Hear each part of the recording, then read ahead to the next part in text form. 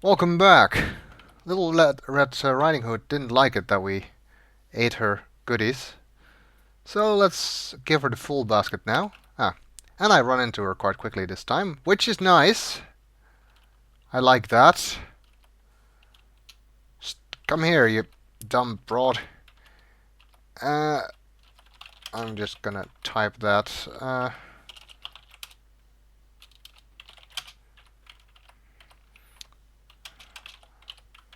This isn't working. Gratefully, Little Red Riding Hood accepts the basket of goodies.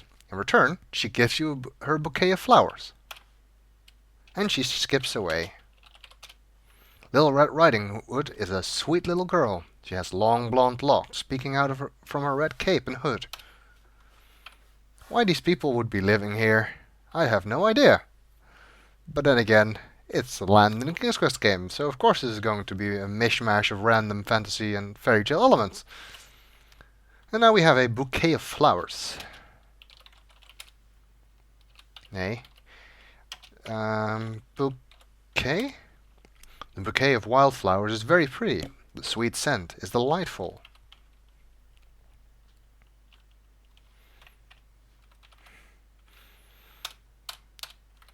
I'm just using the generic death save game again, even though it's not always for things that I think will actually kill me.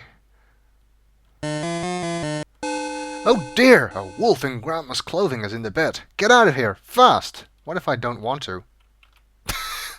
The wolf pounces you. My, what big teeth he has! Good enough to eat you with, my dear.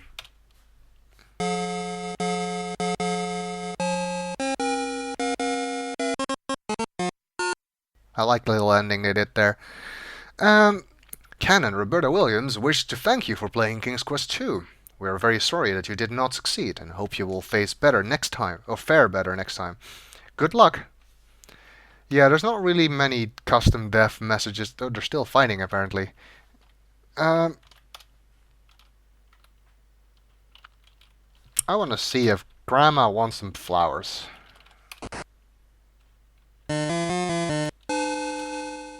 I don't want to see if the wolf wants any flowers.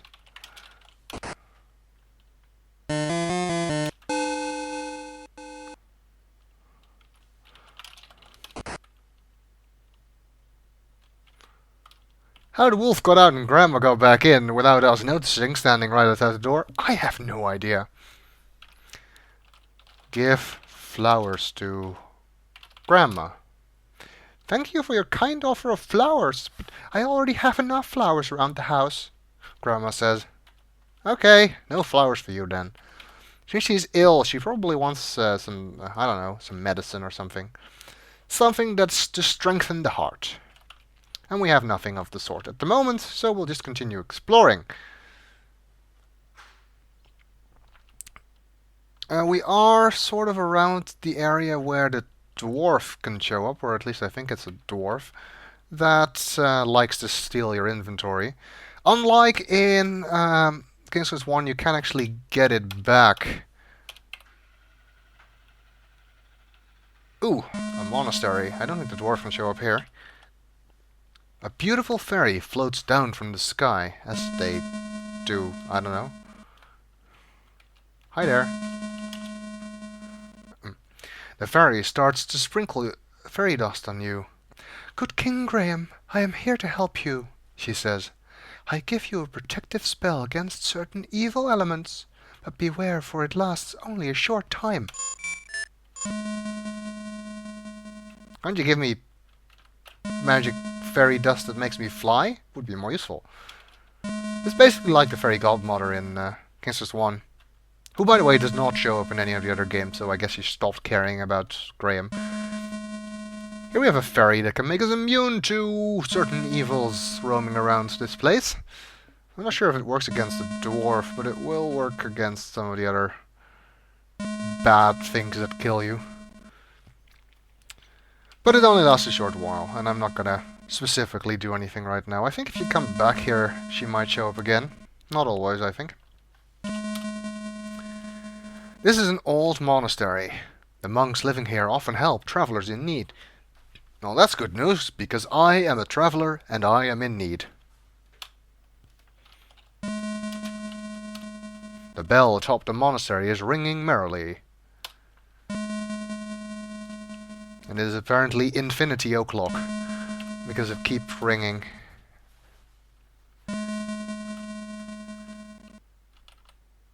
Makes me think of a certain André van Duin song, for my Dutch viewers, who may know what I'm talking about, and if not, well, bad luck. And here's the entrance to the monastery, it seems. Same description. It is not necessary to knock at a church door. All are welcome. Oh, I just trying to be polite. Let's see who's inside. Wow, Christianity exists apparently in the King's Cross universe. Interesting. The chapel of the monastery is plain and unadorned. A monk in simple clothing is bent in prayer toward the cross on the altar. Oh yeah, he said he would... they said they often helped people, right? So... Help me! Oh, it actually... I didn't know that.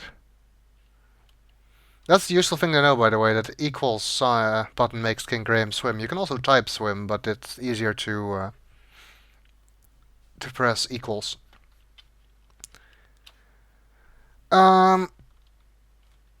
Anyway, we don't need that. Talk. Monk. You speak to the praying monk, but he does not respond. He seems deep in worship. Well, as they say, if you can't talk to them, join them. Wait, I don't think it goes that way, but anyway, let's try and pray. I'm not actually religious, but hey, when in Rome, you know. You kneel near the altar, bowing your head, you pray. The plump monk lifts his head from prayer and seems to notice you for the first time. He stands and asks you your name. My name, good monk, is Graham. The kindly monk explains that he has heard of you and your quest. Here is my cross. It will protect you from evil, he says. He removes a chain with a silver cross from it around his neck and gives it to you. The monk then resumes his prayers. And we have a cross now. You see a shiny silver cross dangling from a silver chain. I guess that would be useful if we came across some werewolves or maybe a vampire. Really, what are the odds of that? I'm gonna keep going this way. Oh, and it seems I can't keep going this way. A deep chasm wanders off to the north. The mountain range is wild and rugged. It would be impossible to cross unless you could fly like a bird. See, fairy, I told you fairy powder that could make me fly was easier. It would have been more useful. That chasm looks interesting. I want to check that out a little bit more closely, and it is incredibly easy to accidentally fall into it if you cross a screen, so I'm going to save. Oh, I thought it would switch to a different screen.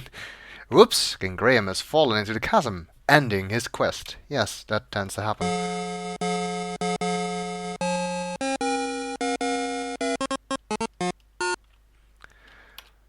Okay, it always gives that message, apparently. Okay, I'll go back the screen west first and then go north.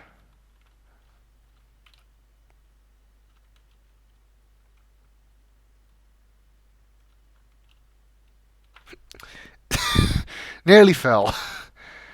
The thing is that King Graham keeps walking when you switch screens. I knew that could happen here, so I was alert for it.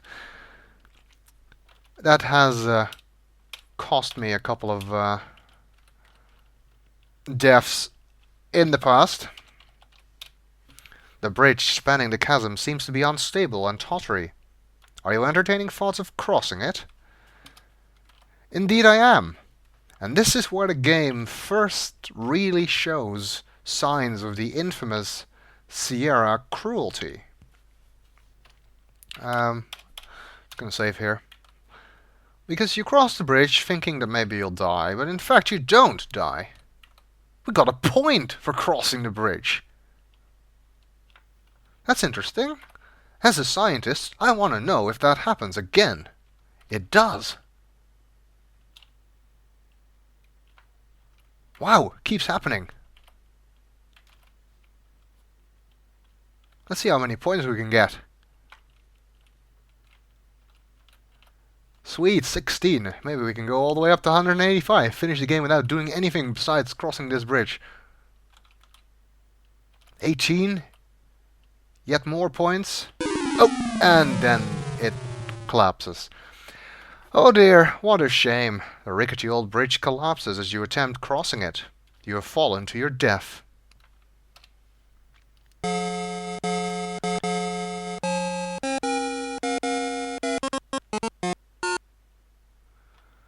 Well, that didn't end so well.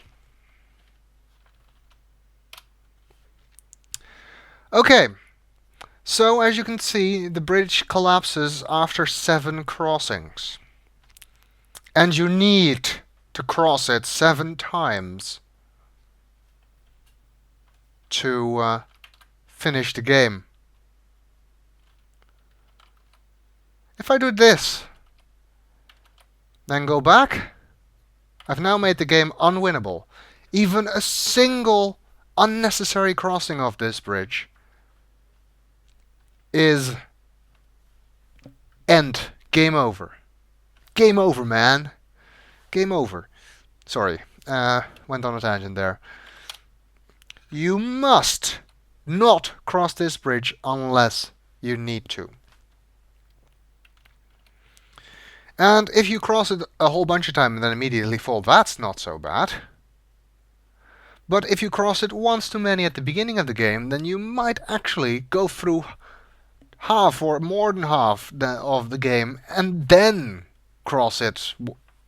Then when you need to cross it again, it'll collapse, which means you have to restore, not back to before it collapsed, no, back to before you made the unnecessary crossing, which could be all the way back in the beginning of the game. This is one of the most cruel things, not just in this game, but in pretty much any Sierra game.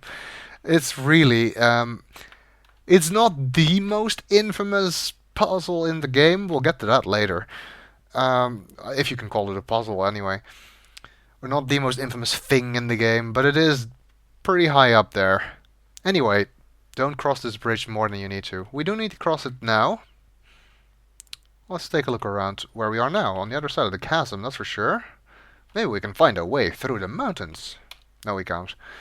The mountain range is wild and rugged. It would be impossible to cross unless you could fly like a bird. This is a sort of a hint, because we do need to get up there at some point. I'm gonna leave it at that for those of you who don't know. Ooh, what's this? Somebody has left a door in the middle of nowhere and forgot to build a house around it. Could this perhaps be the magical enchanted door? If so, I'm really disappointed. What a plain looking thing. You're at the edge of the forest. There's a deep chasm to the west and a towering cliff to the east. The door is apparently not worth mentioning. This is a magical door. If you can open it, the door will lead you to your heart's desire. There's an inscription on the door. Is there? What's behind the door? Hi there. Can we open it from this side? You're on the wrong side of the door to do that. Too bad. Yep. Let's try open it. The door is locked. You cannot open it, no matter how hard you try. Let's continue in the next video.